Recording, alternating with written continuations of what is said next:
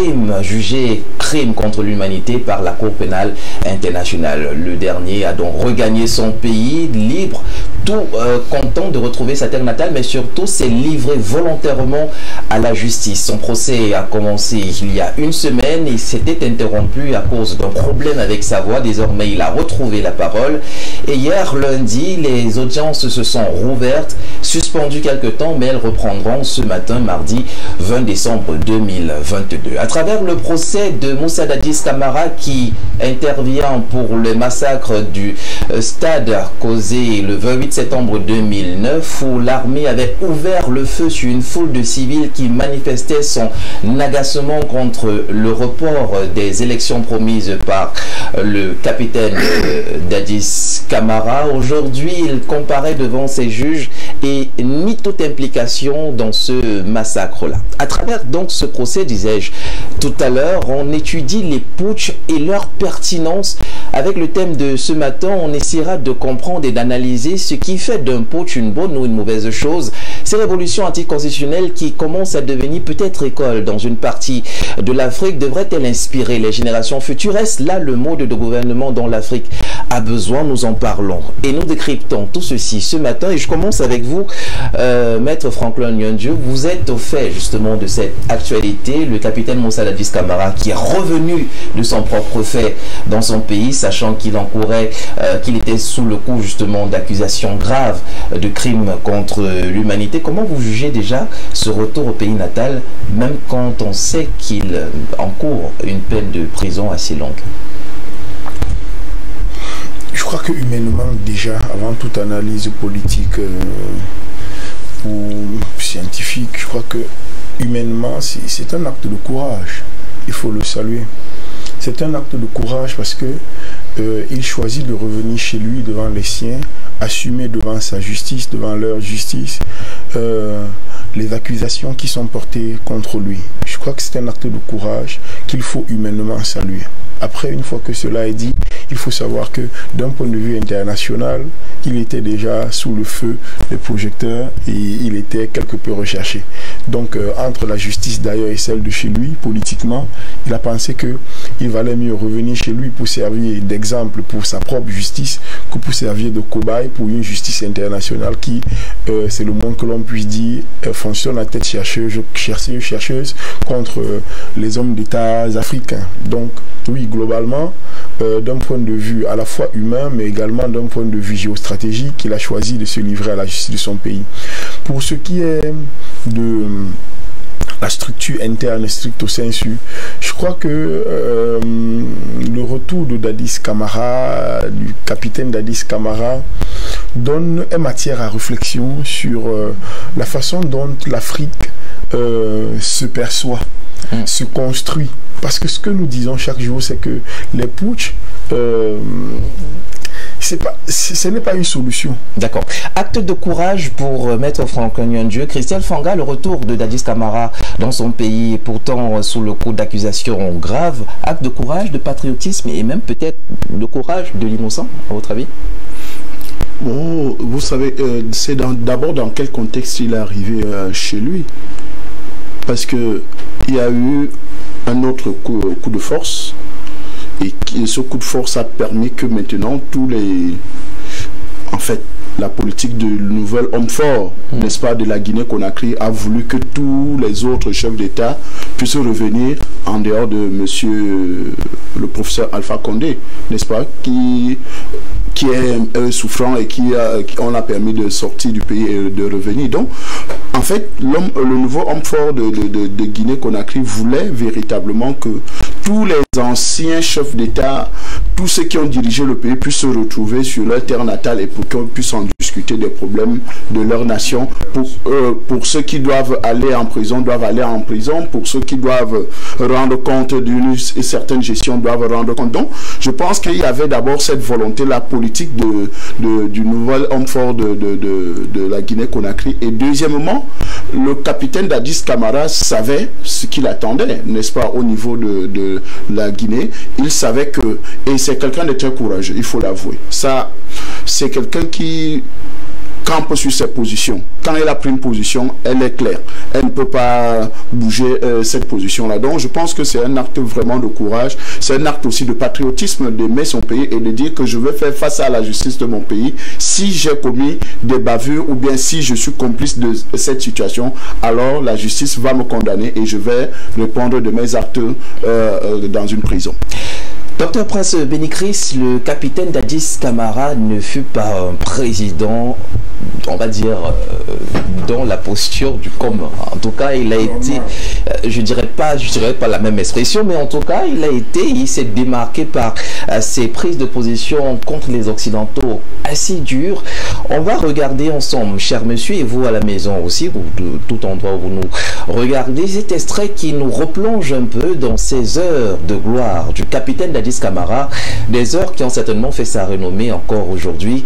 On a parlé à l'époque alors du Dadis Show, ces interrogatoires filmés. Je vous propose de regarder avec beaucoup d'attention un de ces extraits et nous revenons juste derrière. On le condamne à se saisir des réalités du bas peuple. Moi, je suis un homme du bas peuple. Je suis un homme du bas peuple. Le bas peuple, vous savez, le bas peuple, qu'est-ce que ça signifie? Je ne suis pas un homme riche. Je n'ai pas une famille riche. Je suis né dans une case. Dans une case, moi. Je suis né dans une case. Allez en forêt, demander comment j'ai évolué. Dans une case. Les Nations Unies décident quel est le chef de l'État qui peut résister au pouvoir. Dites-le moi. Parce que moi j'ai fait les relations internationales. Si j'ai un homme aguerri, un homme averti, tu le fais, c'est l'humiliation. C'est l'humiliation. Et moi je ne veux pas l'humiliation. Mon ami ne veut pas l'humiliation. C'est pourquoi tout ce que vous devez faire, c'est de préparer nos dossiers au sein des organismes internationaux, comme l'a fait ATT. Il a laissé le pouvoir, il est parti, il a servi les Nations Unies. C'est le moment. Et allez maintenant dire que nous sommes prêts, quel que soit le temps. Si c'est dans 6 mois que les élections doivent se passer, on est prêts. Le peuple est là, mais c'est une garantie. Il faut que vous garantissez cette position. Parce que moi, je ne pourrais plus revenir au sein de l'armée. Capitaine, président, je vais venir. Le colonel est là. Le capitaine peut-être dans ce peu de temps. Je suis capitaine. Je serai encombrant les nouveaux chefs. Le nouveau président et son gouvernement, il aura le doute, même au sein de l'armée. Il faut alors quitter l'armée. Si tu as fait ton devoir, tu dis as-tu cet homme, il va revenir dans l'armée, il sera encombrant. Ça sera le doute. C'est très réfléchi. Si vous pensez simplement à vos problèmes des élections, vous voyez le côté économique. Le côté économique, j'ai parlé de l'exemple de la Côte d'Ivoire. La France a investi en Côte d'Ivoire. C'était belle Ivoire. Et puisque la mentalité n'était pas préparée, la France a tout perdu. La France a tout perdu. Comment la France a tout perdu? Les investissements qui ont été faits. Vous devrez avoir le souci de nous aider, de nous accompagner. La Banque mondiale, le Fonds monétaire, toutes les institutions internationales. Autrement, vous perdez. Si vous continuez à contrer les Africains, parce que aujourd'hui, on n'a pas les moyens, on n'a pas l'argent, on n'a pas la technologie, on est d'accord, mais il y aura des troubles. Et finalement, il y aura immigration, les Africains vont vous emmerder, le continent africain va vous emmerder aux États-Unis, en France, en Europe. Vous ne pouvez plus rien. C'est ce qu'il faut éviter. Vous nous bloquez dans nos processus, on est d'accord. Il y a des troupes, il y a la guerre, 10 ans, 20 ans, 30 ans. C'est bon, c'est la recherche. Mais cette recherche, vous n'allez pas manger parce que vous aurez tous les problèmes. Vous ne pouvez plus vous séparer. Le peuple, le continent, blanc, peau rouge, peau blanche, vous ne pouvez plus vous soustraire de la peau noire. L'histoire nous condamne tous. L'histoire nous condamne tous. Et dans 10 ans, dans 2 ou 3 siècles, ce sera un brassage culturel. Allez aux États-Unis aujourd'hui. Aux États-Unis, Obama aujourd'hui est président. Essayez de nous accompagner. On ne peut plus tromper le peuple noir. On n'a pas les moyens, on n'a pas la technologie. Vous pouvez, si vous l'acceptez, nous enlever tout de suite au pouvoir. C'est bon. Mais vous n'allez pas enlever, vous n'allez pas continuer avec les futures générations, nos enfants, nos petits-fils. Vous n'allez pas pouvoir le faire. Parce que la preuve en est, il y a plein d'Africains qui ont des grands diplômes dans ces pays, qui sont en France, qui sont aux États-Unis, qui sont en Allemagne. Qu'est-ce que vous allez dire à ces gens? Parce que l'arme la plus efficace, c'est l'éducation, c'est l'instruction. Vous nous avez donné l'instruction de voir clairement, même lorsque vous êtes arrêté devant moi, je sais déjà ce que vous voulez. Braquez le... Lorsque vous êtes arrêté devant moi, je vois peut-être le climat. C'est Dieu qui a fait que vous soyez blanc. Vous n'êtes pas parti au marché pour demander à Dieu que tu sois blanc, que tu aies la peau blanche. Moi, je ne l'ai pas demandé. Dieu nous a créés. On a le même cœur. On a les mêmes veines.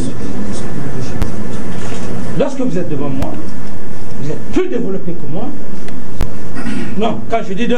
Non, je parle de la peau. Plus développé, il ne faut pas nier ça. Si vous niez, je vous fais sortir. Parce que la découverte de tous les continents, ça n'a pas été effectué par les Noirs. Christophe Colomb, je te l'apprends. Christophe Colomb, qui a découvert le continent américain. Vous pouvez dire que c'est un Noir. On vous remercie pour ça, la découverte de tous les continents. La technologie, vous pouvez nier que l'Europe, les États-Unis ne sont pas plus développés. On ne peut même pas fabriquer des aiguilles. On n'est pas mécontent pour ça, il faut être honnête. Je parle parce qu'on est des êtres humains. Mais quand vous êtes devant moi, je me dis que vous avez la technologie, vous avez les moyens. Ici, les mains comme ça, vous dites que voilà, vous nous avez donné l'instruction, le savoir, la culture. Vous ne pouvez plus nous tromper sur le plan intellectuel. Venez simplement avec nous. Qu'est-ce qui est bon pour vous? Qu'est-ce qui est bon pour nous? Parce que vous avez la technologie. Vous avez accepté le brassage culturel. Allez aux États-Unis, en France, que j'apprécie beaucoup. Plein d'Africains qui se sont mariés aux Blancs. Aux Blanches, vice-versa. On n'a pas d'intérêt à s'opposer. C'est la mondialisation. C'est ce que je veux simplement vous dire. Il faut nous comprendre. Nous sommes des révolutionnaires progressistes. Pas des révolutionnaires dictateurs. Si c'est l'argent, on aurait eu déjà l'argent. Des centaines de millions. On aurait accepté les pots de vin afin d'anesthésier la conscience, d'endormir la conscience, de mettre la corde au cou. Je ne suis pas pour ça. Je n'ai pas grandi, je ne suis pas né dans la corruption, je n'ai pas grandi dans la corruption, je n'ai pas pris mon pouvoir dans la corruption. El Tigre n'est pas né dans la corruption, il n'a pas grandi dans la corruption. On a grandi et on a pris le pouvoir dans l'honneur, on a parlé devant le peuple.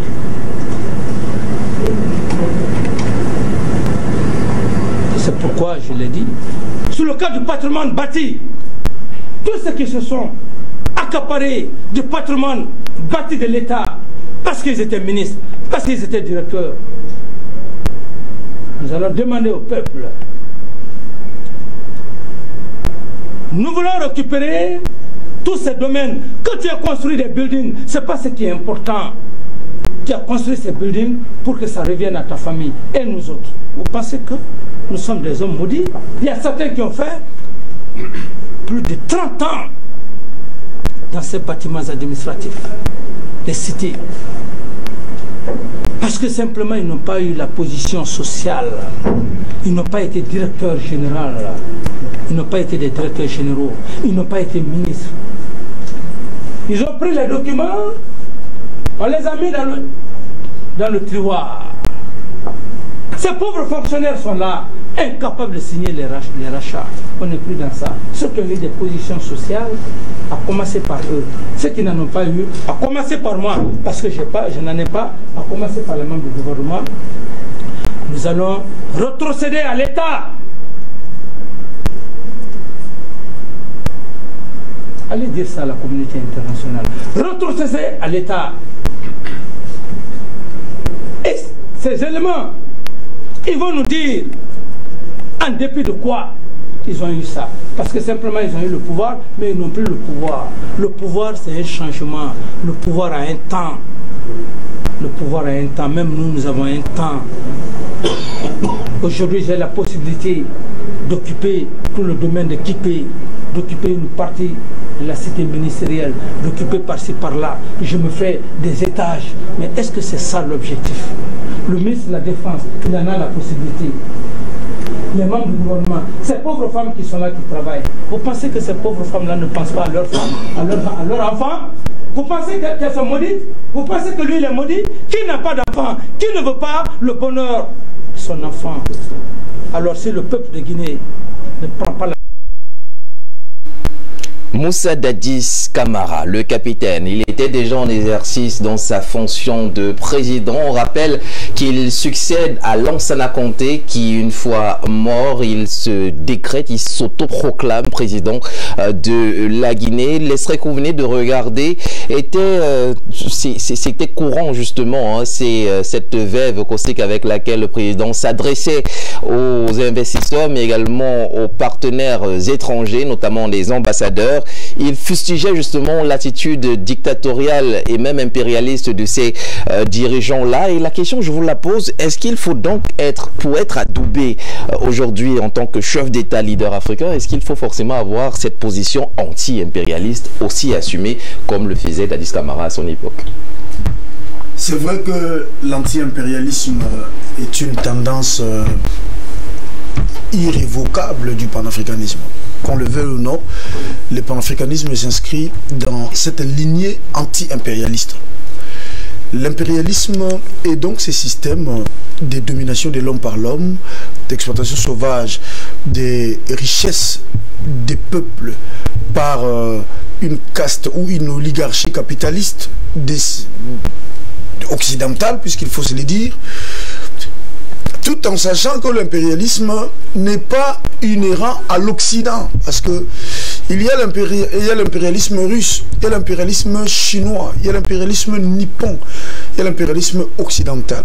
Donc, et même l'impérialisme occidental diffère d'un pays à un autre. L'impérialisme français n'est pas la même chose que l'impérialisme anglais, par exemple, anglo-saxon. Donc, à l'intérieur, il y a... Mais ça reste demeure le système de domination d'un peuple par un autre. Maintenant, en Afrique, le panafricanisme, depuis les premières autorités africaines qui s'y sont inscrites dans cette lignée, les Kwame Nkrumah, puisqu'on qualifie Kwame Nkrumah du père du panafricanisme politique en Afrique, même si au-delà il y avait les Jomo Kenyatta, il y avait beaucoup d'autres qui ont marqué cette première heure-là du combat panafricain, du panafricanisme politique. Ils s'inscrivaient tous dans l'anti-impérialisme, c'est-à-dire nous sommes le peuple d'Afrique, nous avons eu des royaumes et des empires sur notre sol, nous pensons connaître la gouvernance avant que vous puissiez venir chez nous. Nous pouvons nous gouverner selon nos valeurs et les principes qui ont régi nos sociétés et qui ont permis de maintenir cette communauté vivante jusqu'à cette date de l'histoire où nous avions connu cette pénétration de l'Occident. Et donc, c'était une tendance irrésistible, irrévocable du temps. Lutter contre l'impérialisme pour retrouver cette dignité perdue par l'indépendance. D'accord.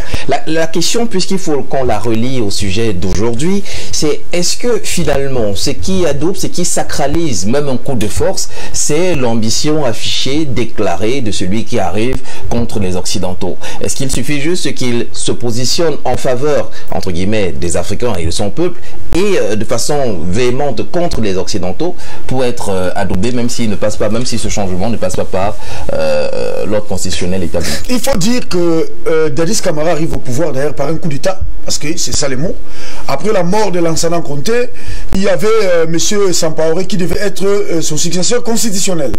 Et donc, lorsqu'il est mort, M. Dadis Camara passe à la télévision, à la radio, pour déclarer la suspension de la Constitution et donc des institutions. C'était un coup d'État. Maintenant, la classe politique guinéenne était gangrénée dans la corruption, ça il faut le dire, et de l'autre côté, la population coupissait dans une misère indescriptible.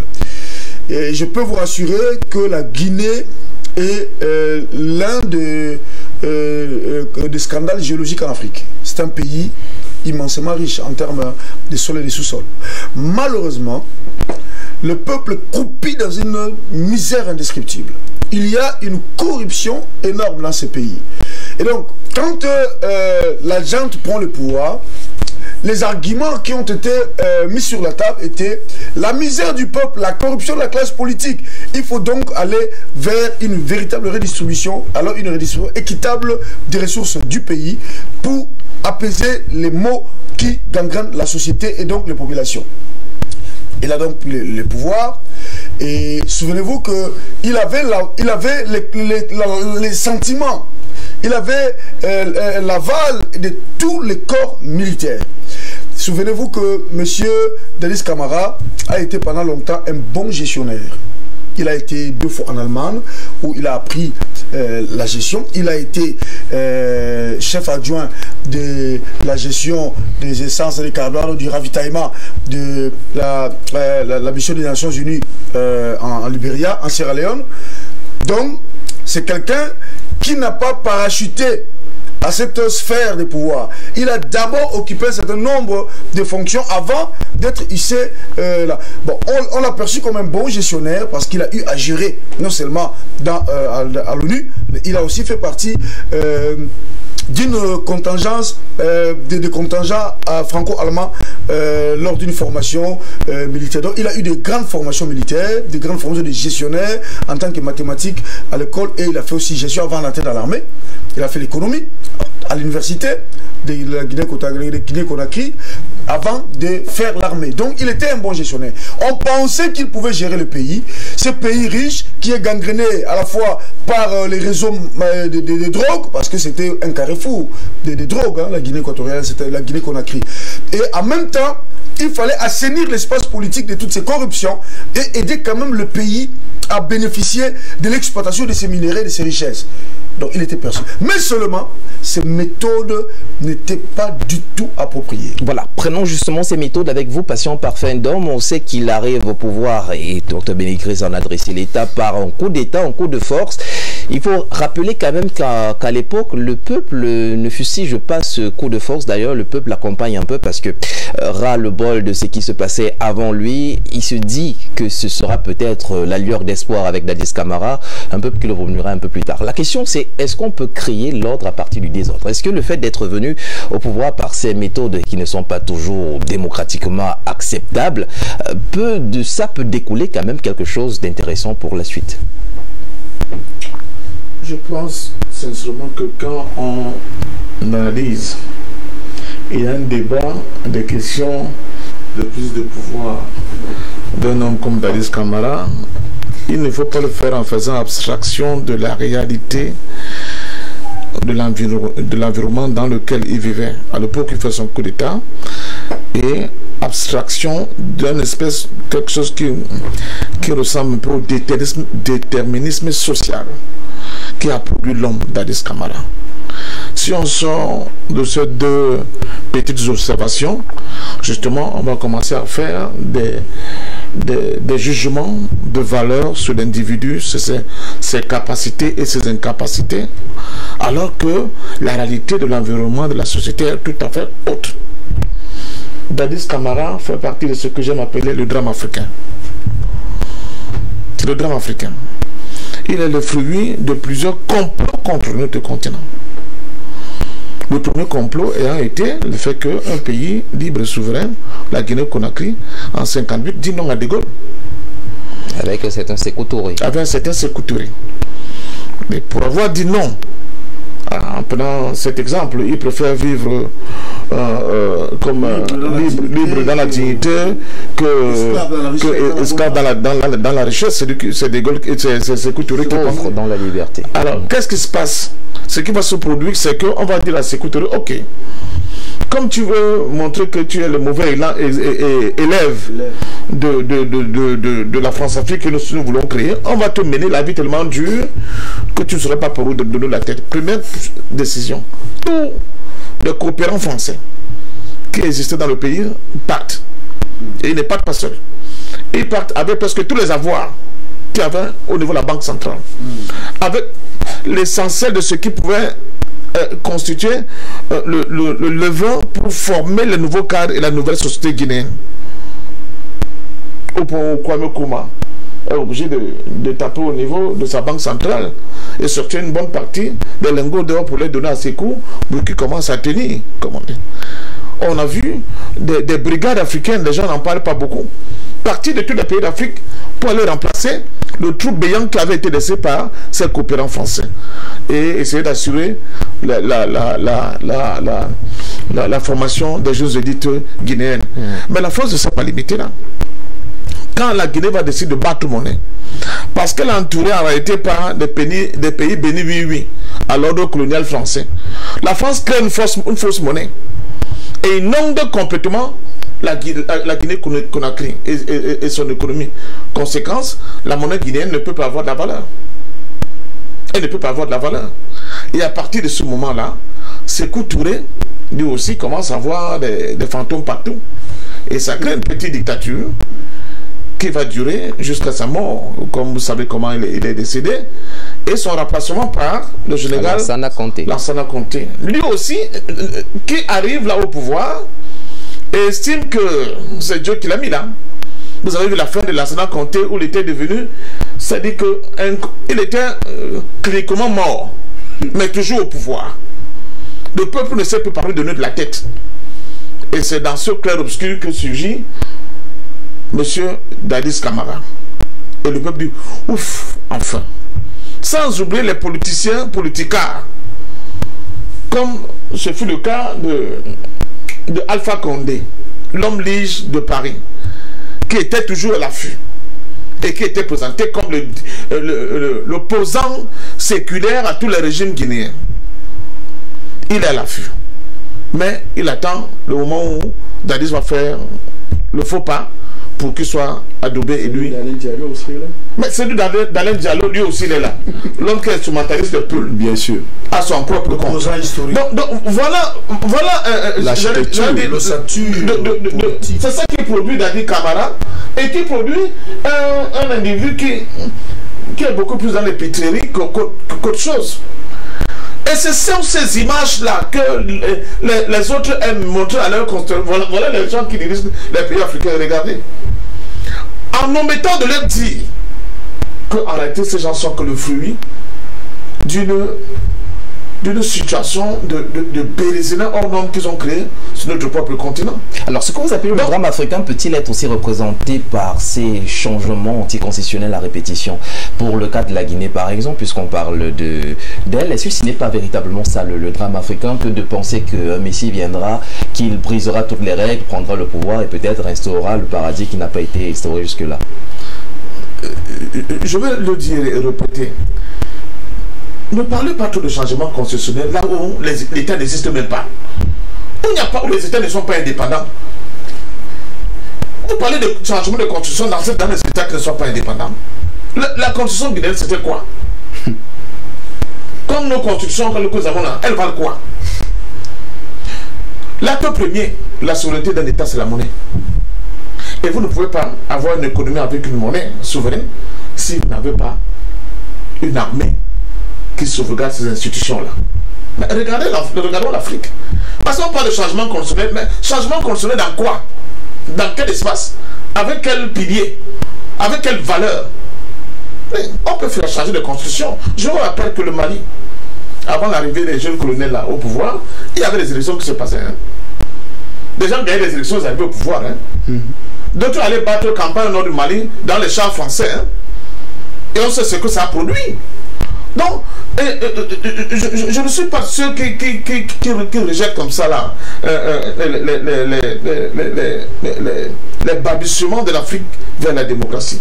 Mais je dis cette démocratie-là, qui se pratique pratiquement, surtout dans le précaré français, j'insiste, un peu partout dans cette zone-là, elle est la pâle copie de ce que les Africains de manière authentique auraient produit comme démocratie. D'accord. Donc à partir de ce moment-là, on parle de changement. Mais changement de quoi? Et on veut invectiver les gens, on veut les mettre à difficulté en disant que vous-même vous voyez que les coups d'État ne sont pas bons. Mais les coups d'État ne sont pas bons. Les pouvoirs qui sont là, eux-mêmes ils sont quoi? C'est le minimum qu'on puisse dire. Ils sont eux-mêmes dans le coup d'État permanemment. D'accord. Donc finalement, il faut une refondation de la pensée politique et de nos institutions. Et à partir de ce moment-là, votre question aura du sens. En posant votre question, on aura au moins matière à débattre. Mais dans des espaces comme les nôtres, là, on parle de quoi? On ne parle de la bonne foi, de la capacité intellectuelle, de quoi? C'est impossible de rire. Donc, vraiment, nous continuons de barboter dans cette espèce de gadou-là, à notre corps défendant. Je ne dis pas que nous sommes totalement, on doit être exonérés, dédouanés totalement, mais nous sommes dans un apprentissage. Et c'est pour cela que je suis par là, j'aime dire sur ce plateau que les fils d'Afrique, c'est Franklin qui nous dit, qu'on commence par la démocratie des peuples, par la démocratie, il faut éduquer, par une pédagogie renforcée au quotidien. Nous ne devons que faire cela. Le monde aujourd'hui nous montre à suffisance que l'Occident, mais même chez eux, la démocratie n'existe plus. Ce sont les lobbies qui dirigent. Et ils font semblant de nous donner l'impression que quelqu'un a été élu. M. Macron a été élu avec 12% de la population française. Même en fait du corps électoral. C'est ça la démocratie.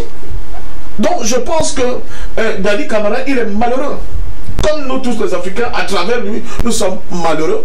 Et c'est ça qui devait davantage redonner du carburant, redonner de l'énergie. Tout à l'heure, j'ai écouté Franklin parler de la jeunesse africaine pour qu'elle comprenne dans quel trou elle se trouve. Merci. Nous sommes à milieu comment dire ça, de chaussées. Je vous promets que je vous redonnerai la parole tout à l'heure. Hein. Il faut qu'on avance. Il y a beaucoup d'efforts à produire pour qu'on puisse avoir en fait les chefs d'État qui, en parlant au nom de leur peuple, auront la qualité de le faire, auront l'intelligence de le faire, mais surtout auront ce soubassement intense qui est la culture générale du peuple pour qu'ils puissent valablement représenter les aspirations profondes de ce peuple-là. Et en attendant que cela n'arrive, et justement, qu'est-ce qui pourrait, la question est la vôtre, maître Franklin Nyondio, qu'est-ce qui pourrait justifier, si tu n'es expliqué, qu'est-ce qui pourrait donner la garantie, c'est ça la vraie expression, que lorsqu'on arrivera à cet avènement dont parle Patient Parfendum, un autre ne s'élèvera pas, notre mouvement, notre homme investi de quelque pouvoir que ce soit, ne s'élèvera pas pour chiffonner cette autre constitution qu'on aura mis en place. D'où la question, est-ce qu'on peut créer l'ordre à travers le chaos? Est-ce que le chaos peut être justifié? Ce chaos, on parle bien des arrivées au pouvoir par des voies qui ne sont pas forcément légales ou protégées par la Constitution en l'état. Est-ce qu'on peut créer quelque chose d'intéressant, le progrès, le développement, à partir du chaos? Quand on étudie la germination, on apprend que pour que la plante germe, elle pourrit. Voilà. Donc si on s'en tient à la métaphore de la germination, on peut penser que brûler la terre n'est pas un acte contre la terre, c'est un acte de préparation à l'ensemencement. Et du coup, on peut adober les révolutions du palais à coups de canon. Prêtez-moi de l'argent, laissez les idées, je vais y aller. C'est une question. Ok, d'accord, j'avais pas vu. Alors, ce que je voulais relever, c'est que nous sommes dans un processus, et je crois que je prends en mon compte quasiment tout ce qu'a dit le doyen Patient Parfendum pour relever que si vous commencez, si vous posez comme postulat de votre question la rupture de l'ordre constitutionnel, et vous faites un exercice qui est juste, mais qui est partial et parcellaire, qui est historiquement tronqué. Parce que vous ne prenez pas en compte la gestation et même la grossesse qui a donné naissance à cette constitution. C'était un viol. C'était un viol en coupe réglée, c'était un viol groupé. C'était un viol violent, qui n'a à aucun moment sollicité le consentement de la dame qu'on mettait enceinte. Donc ces constitutions-là sont eux-mêmes des enfants qui sont nés avec des problèmes à la fois physiologiques, mais également mentaux extrêmement importants.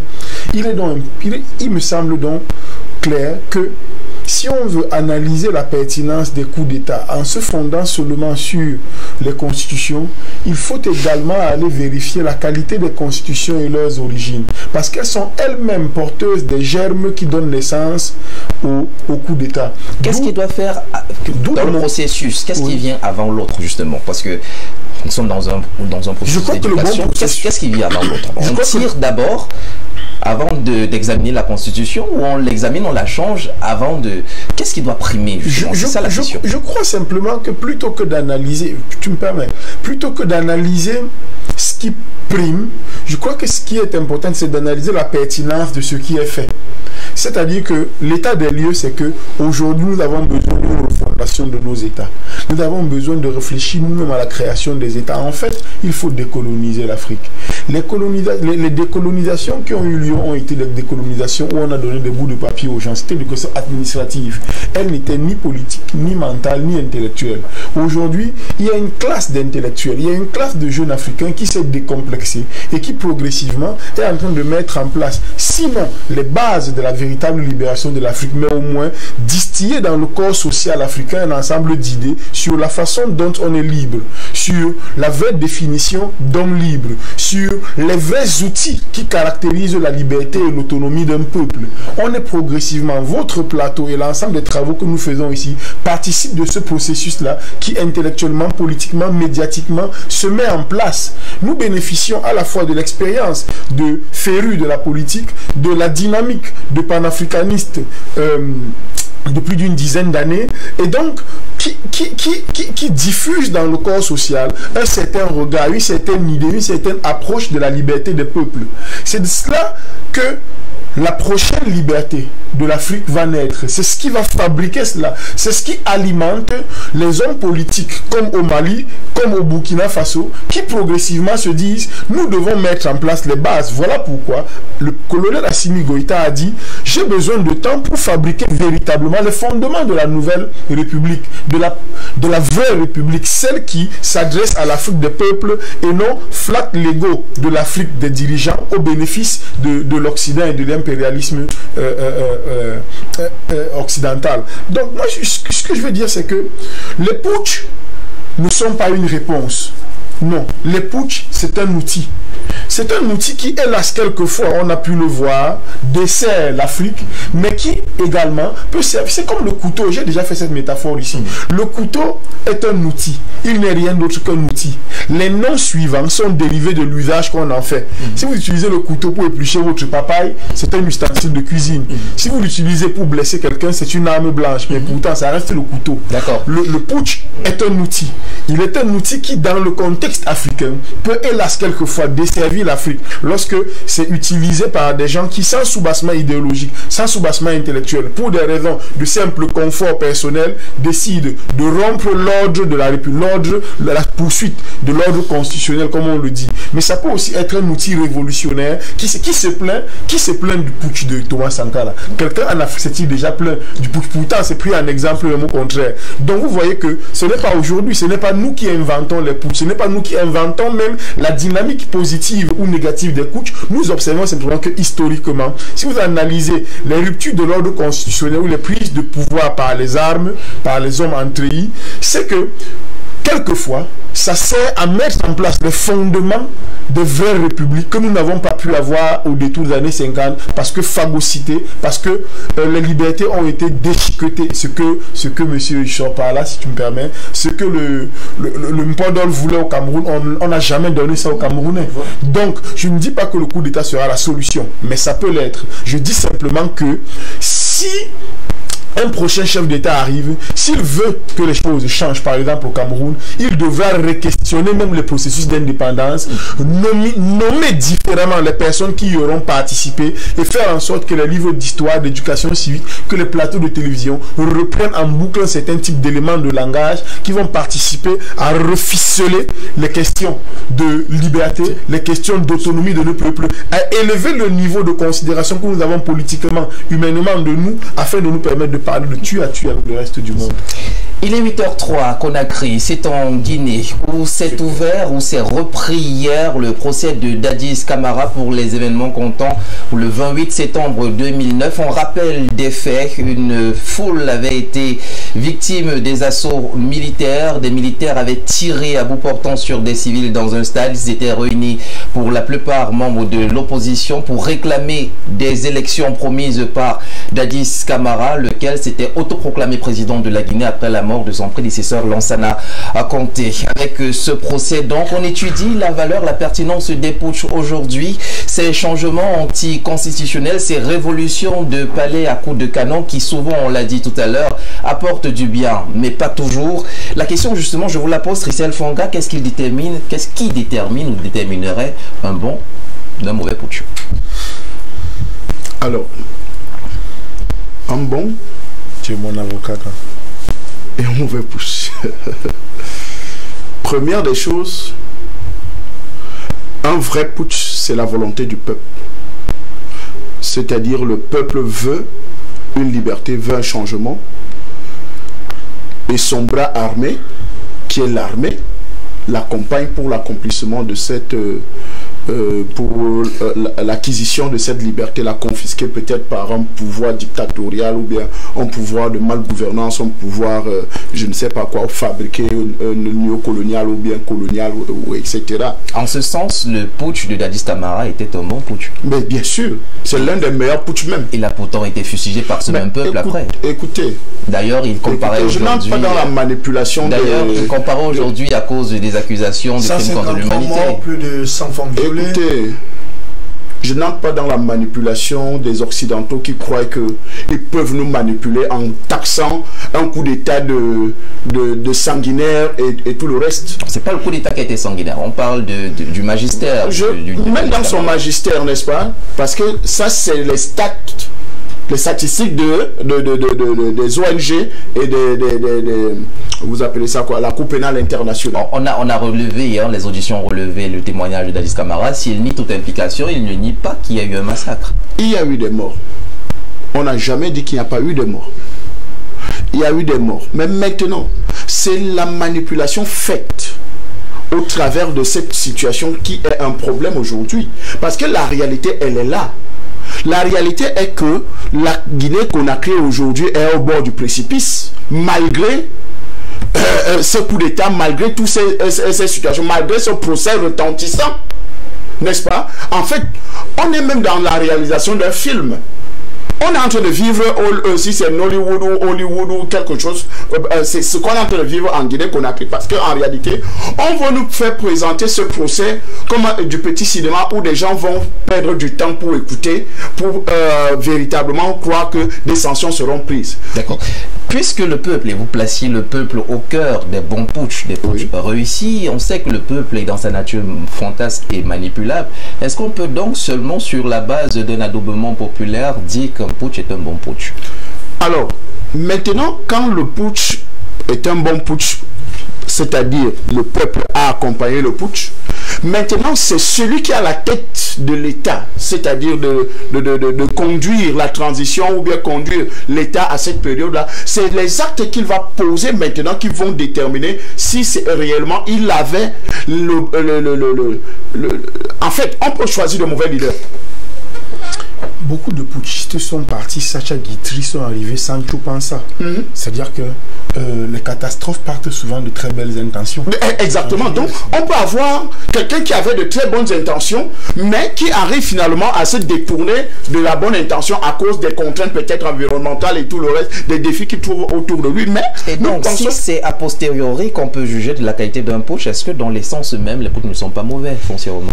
C'est pour ça que nous sommes en train de dire simplement que la formation idéologique est d'une importance capitale.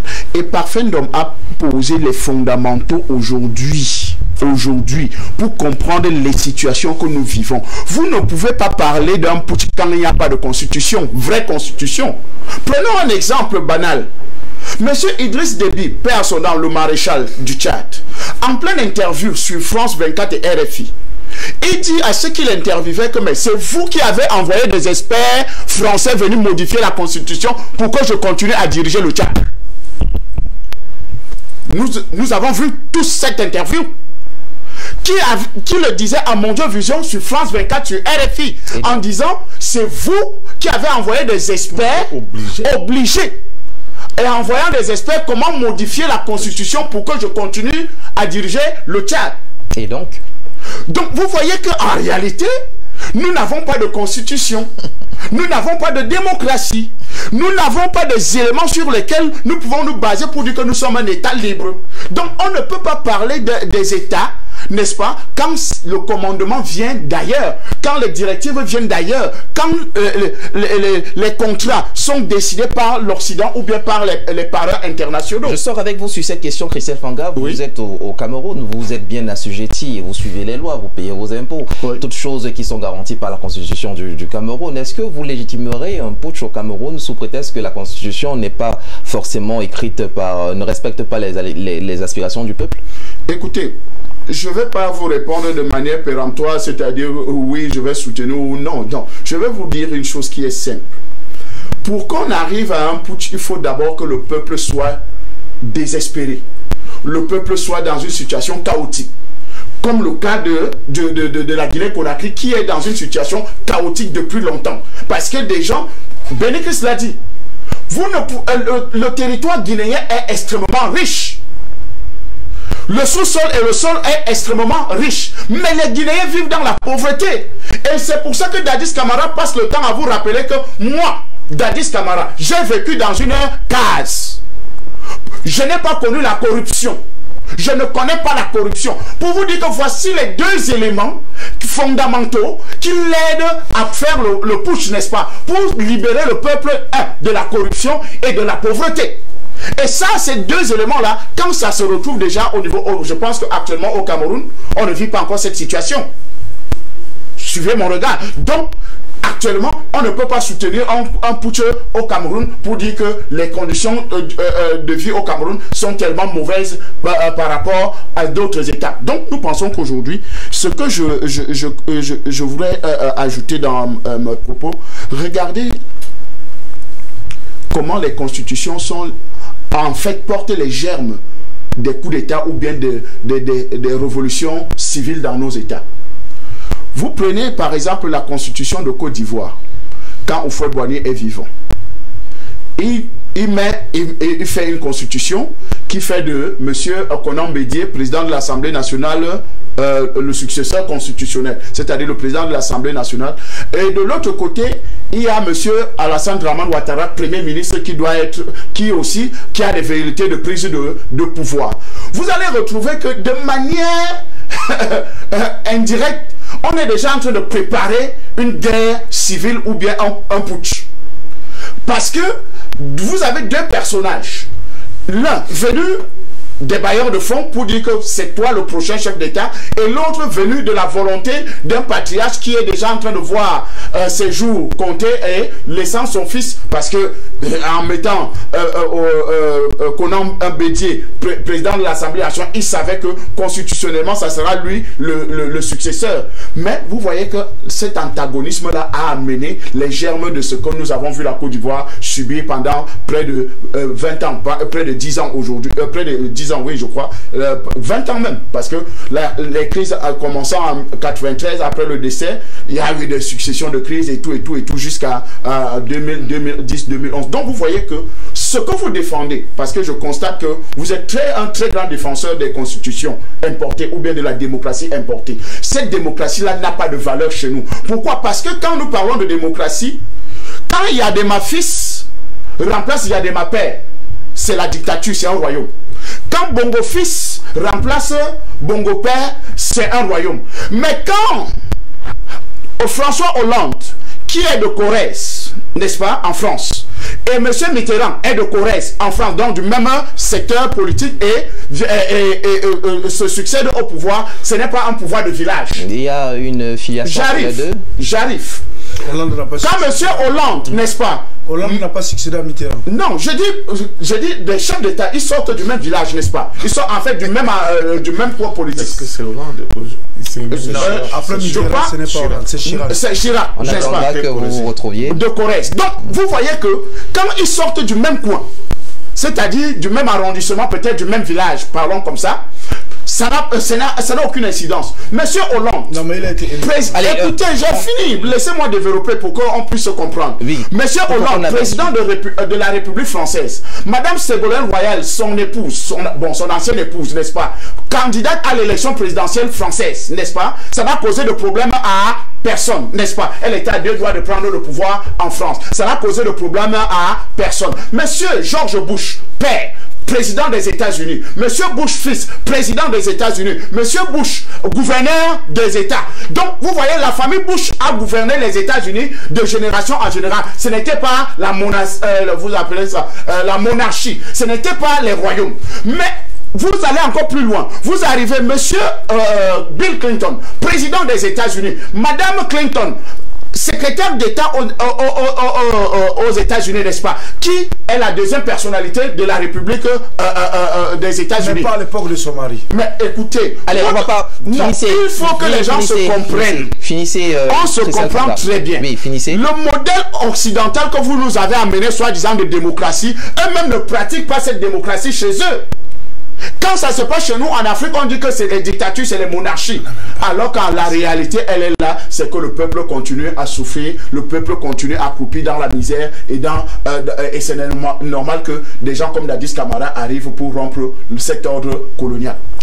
D'accord, merci Christelle Fanga, on vous a compris, on ne peut plus bien. Il est 9h15 ici à Douala, il est 8h15 à Conakry et c'est à Conakry justement que se déporte le débat panafricain ce matin. On parle du procès de Dadis Camara, mais avec en sous-jacence le problème et l'épineuse question des putschs, des changements anticonstitutionnels en Afrique. Est-ce qu'on ne s'inscrit pas dans une spirale infernale quand justement on n'a plus de point d'ancrage, un point d'ancrage qui est la Constitution? Est-ce que finalement, pour peu que quelqu'un se dit être investi d'une certaine mission où elle a de moments populaire, il ne viendra pas détruire cette constitution, qu'elle soit issue des révolutions, des revendications et qu'elle prenne en compte les nouvelles réalités du pays et de l'Afrique? Est-ce qu'on est garanti justement, est-ce qu'on est protégé d'un coup de force lorsqu'on s'inscrit justement dans cette logique où il faut forcément que ça vienne par la force pour changer ci ou pour changer ça? Ce qu'il faut craindre en Afrique, ce ne sont pas des coups d'État. Je le dis tout le temps. Ce qu'il faut craindre en Afrique, c'est le statu quo. C'est-à-dire la non-mouvance de la pensée politique. Parce qu'en réalité, politiquement, l'Afrique n'existe pas. Donc, on ne peut pas craindre les coups d'État, puisque tout ce qui tend à bouger l'ordre existant, cet ordre chaotique dans lequel nous baignons, peut paraître salutaire quelque part. Parce qu'en réalité, ce dont on a besoin, c'est de changer les statuts qui ont été légués par le système colonial en Afrique. Voyez-vous, c'est comme ça que j'ai dit que politiquement l'Afrique n'existe pas, parce que c'est par un décret colonial que nos États existent. Et la grande question justement, la grande question c'est ce changement salutaire viendra-t-il forcément par la voie des armes? Doit-il venir par la voie des armes? Dans mes ouvrages en tant qu'homme politique, j'ai fait la promotion de la révolution politique en Afrique. Vous ne pouvez pas avoir une révolution sans que ce soit perçu comme un coup d'État. Mais je ne vois pas un coup d'État qui ne s'inscrit pas dans l'ordre révolutionnaire comme quelque chose qui peut apporter du bien. J'ai eu à m'adresser par des courriers au président Assimi Goïta et au président Ibrahim Traoré. Et c'est qu'ils ont reçu mes courriers. Je leur ai dit, inspirez-vous la révolution russe. Vous ne pouvez pas faire la révolution ou un coup d'État. Après, quand vous allez remettre l'ordre constitutionnel, c'est le même ordre que vous avez renversé qui va se retrouver demain. Ça, ce n'est pas une révolution. Ce n'est pas que vous faites un coup d'État et puis demain, à la fin de votre transition, c'est la même constitution que vous avez suspendue qui revient dans son état tel que vous l'avez trouvé. Ce n'est pas une révolution. Ce n'est pas que vous avez fait un coup d'État. Après votre coup d'État, les pays continuent toujours de gangréner dans le même mot. Ce n'est pas une révolution là-bas. Donc, si vous faites un coup d'État, pour qu'après votre passage au pouvoir, ce sont les mêmes réalités, vous n'avez pas aidé le pays. Vous n'avez même pas faire ce coup d'État. C'est clair. Voyez. Maintenant, quand vous faites un coup d'État, et c'est ce que j'ai dit dans mes courriers au chef d'État, j'ai dit, commencez d'abord par changer la Constitution. Vous n'êtes pas obligé de vous appeler gouvernement de transition, gouvernement de ceci, vous nommez des ministres, vous continuez même. Mais vous n'avez rien fait. Quand vous faites un coup d'État, il faut d'abord penser au fait que l'élément central dans une nation, le document qui sert de cadre à l'administration d'un peuple, qui doit incarner les aspirations de ces peuples et qui doit permettre à cette nation de muer ou de se projeter dans un avenir, c'est la Constitution. Donc quand vous prenez la Constitution, il faut prendre du temps pour changer cette Constitution-là.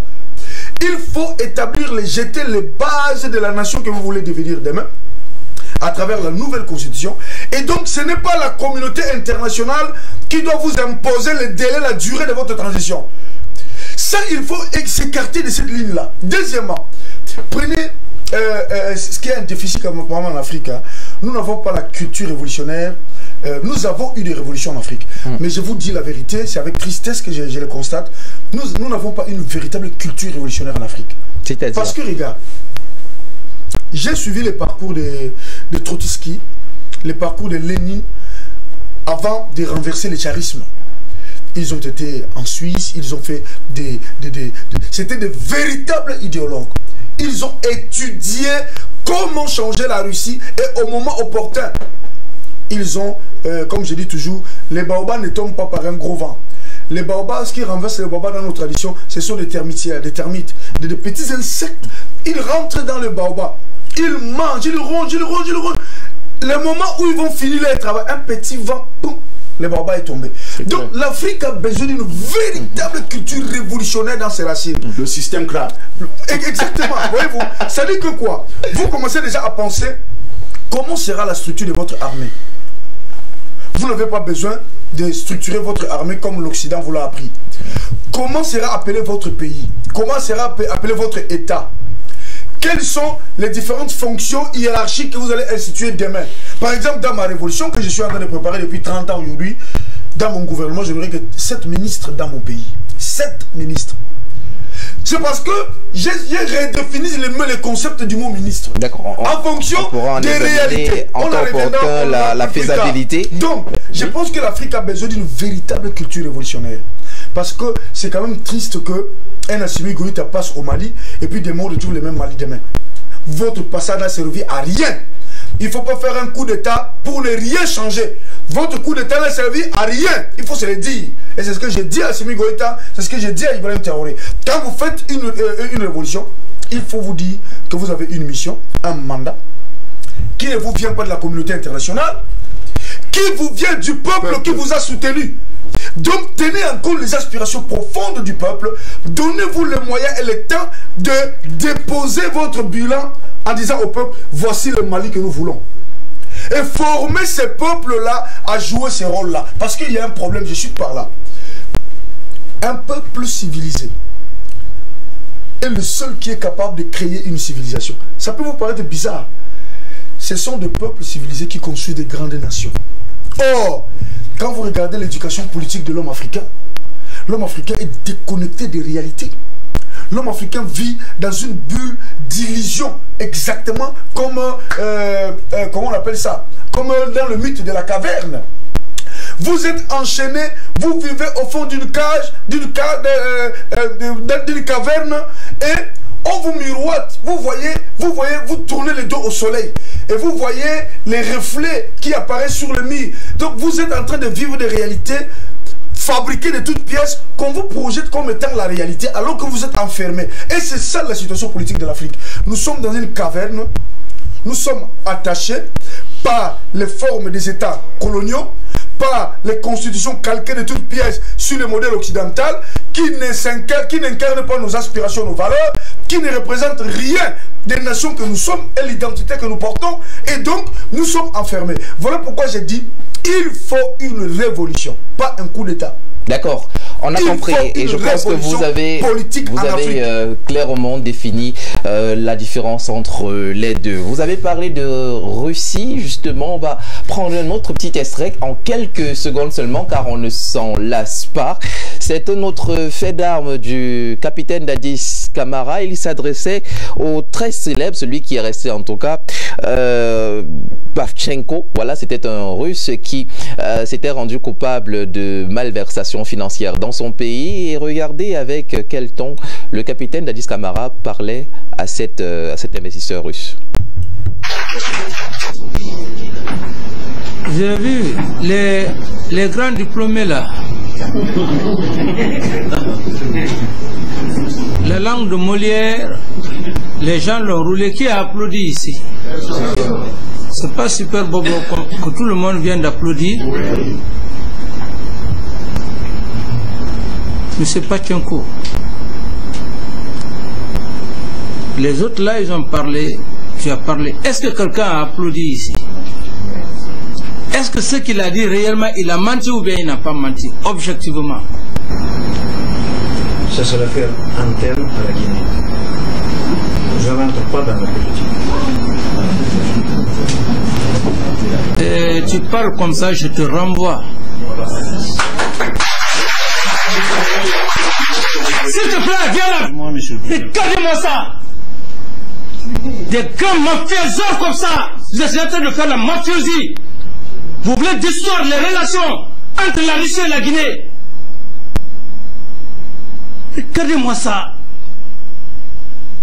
Un Guinéen se retrouve en Russie là-bas. Il peut parler comme ça? Excusez-moi, Monsieur le Président.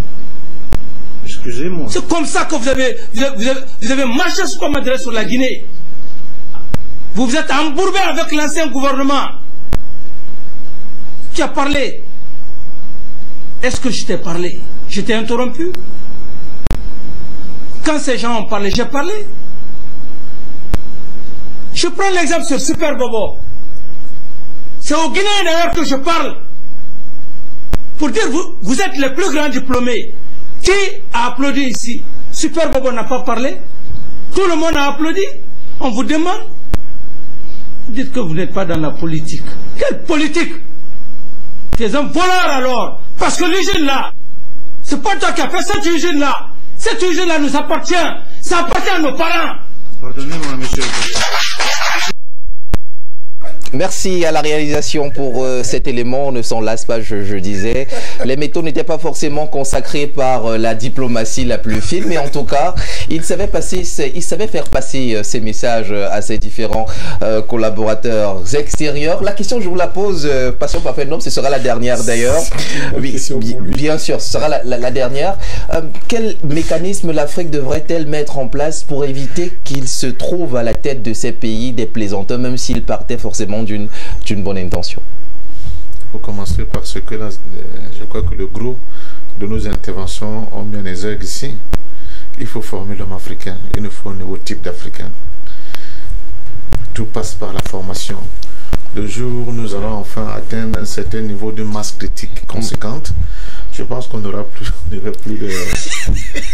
des histoires comme ce que nous voulons voir, même si dans le fond, peut-être qu'il y a une vérité de la part de Dadis Camara, mais... C'était tellement brouillon que... Oui, c'était tellement brouillon. Ça parasitait le message. C'est pas ça. Et justement, c'est cette image-là, c'est ces images-là, n'est-ce pas, que les autres veulent véhiculer en disant, voilà l'Afrique, voilà l'Afrique. Mais on oublie de dire, on omet de dire que dans cette même Guinée, il y a des gens qui ont fait des choses extraordinaires.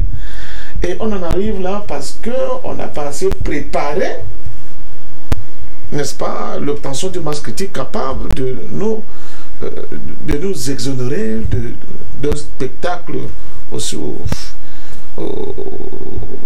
pitoyable. Mais, donc, formation. Oui, la formation, la pédagogie, l'organisation, savoir toujours... Vous connaissez les loups, et je le dis pour certains de nos amis sur le plateau qui de temps en temps se prennent pour des vedettes. Quand les loups sont en mouvement, vous avez remarqué qu'il y aura 3 premiers loups qui sont à la tête, toujours, de la marche. Ce sont les plus vieux. Et après, il y a le deuxième groupe. Ce sont les plus robustes, capables de défendre. Et après, notre groupe, ce sont les femmes. Et le leader lui-même, le chef de la meute, il est toujours loin en arrière. Il supervise tout. Et c'est lui qui est capable souvent de faire des va-et-vient entre l'avant de la meute et l'arrière. Il assure. Je le dis pour nous, les défenseurs du panafricanisme. Nous sommes devant des monstres froids. Nous sommes devant des gens qui sont tellement redoutables.